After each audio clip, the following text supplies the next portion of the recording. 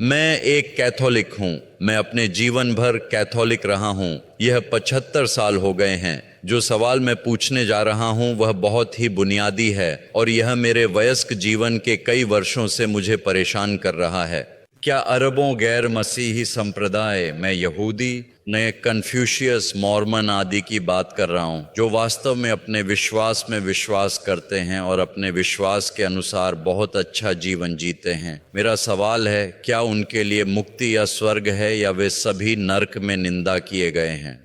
हाँ, यह एक बहुत अच्छा सवाल है। आपका नाम क्या है? चार्ली। यह एक बहुत अच्छा सवाल है चार्ली। परमेश्वर के वचन से इसका उत्तर यह है कि वे सभी नर्क में नष्ट हो जाएंगे, क्योंकि स्वर्ग जाने का केवल एक ही रास्ता है। यीशु मसीह के नाम के अलावा किसी अन्य नाम में कोई मुक्ति नहीं है। यीशु ने यहूदी नेताओं से कहा, तुम अपने पापों में मरोगे क्योंकि तुम मुझ पर विश्वास नहीं करते। यूहन्ना 3:16। इस प्रकार परमेश्वर ने संसार से प्रेम किया कि उसने अपना एकलौता पुत्र दे दिया, ताकि जो कोई उस पर विश्वास करे वह नाश न हो। वहां केवल एक स्वर्ग है और स्वर्ग में जाने का केवल एक ही रास्ता है, और वह है मसीह में विश्वास के माध्यम से। ये एकमात्र आशा है।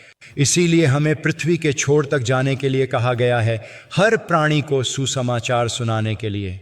इसीलिए जो सभी मसीह के ज्ञान के बिना नष्ट हो जाते हैं, वे अपने पापों में मर जाते हैं और हमेशा के लिए नर्क में चले जाते हैं। अब नर्क में सजा की डिग्री अलग अलग होगी, लेकिन इसे अलग करने वाला व्यक्ति की अच्छाई नहीं है, क्योंकि परमेश्वर के सामने कोई व्यक्ति अच्छा नहीं है। कोई व्यक्ति नहीं, केवल परमेश्वर अच्छा है। यीशु ने ऐसा कहा, कोई व्यक्ति अच्छा नहीं है। कोई व्यक्ति स्वर्ग कमाने के लिए पर्याप्त अच्छा नहीं है। नर्क में केवल यही अंतर होगा कि जिन्होंने यीशु मसीह के बारे में सुना और उन्हें अस्वीकार कर दिया, उन्हें उन लोगों की तुलना में अधिक सजा मिलेगी जिन्होंने उनके बारे में नहीं सुना। उन्हें सभी को दंडित किया जाएगा, लेकिन जिन्होंने मसीह के बारे में जाना और मसीह को स्वीकार नहीं किया, उन्हें अधिक सजा मिलेगी।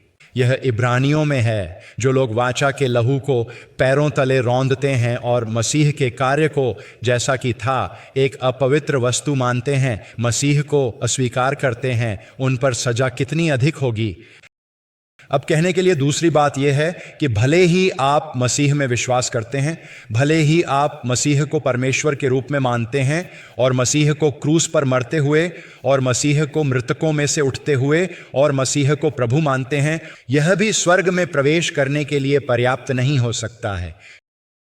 क्योंकि मत्ती 7 में लिखा है, बहुत से लोग मुझसे कहेंगे, प्रभु प्रभु, हमने यह आपके नाम पर किया और वह आपके नाम पर किया, और वह कहेंगे, तुम मुझसे दूर हो जाओ, मैं तुम्हें कभी नहीं जानता था।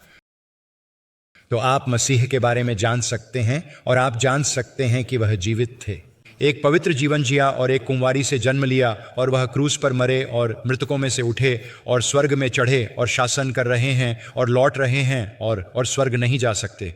लेकिन यहाँ कुंजी है, आपको अपनी मुक्ति के लिए केवल मसीह पर भरोसा करना चाहिए और अपनी मुक्ति में किसी भी योगदान के रूप में अपने किसी भी कार्य को अस्वीकार करना चाहिए।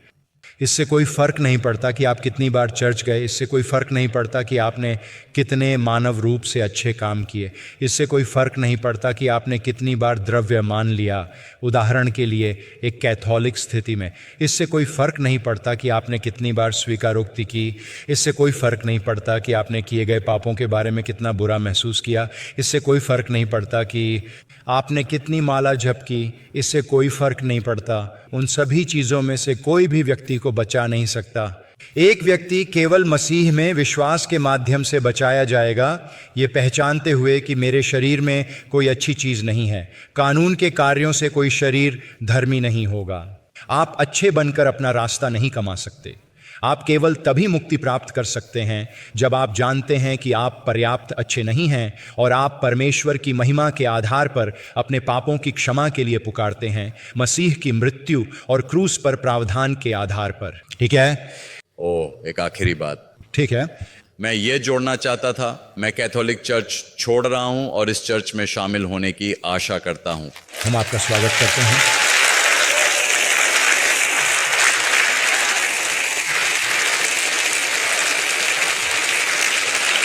अब आप लोग वहाँ आपको चार्ली के लिए अपनी बाहें खोलने की ज़रूरत है ना? और उसे बताएं कि हमें यहाँ उसे पाकर खुशी हो रही है। आप सुसमाचार समझते हैं, है ना, जैसा कि मैंने समझाया? हाँ हाँ। ठीक है चार्ली, कभी देर नहीं होती, है ना? आप सबसे युवा दिखने वाले 75 हैं। मेरे साथ क्या हुआ मुझे समझ नहीं आता।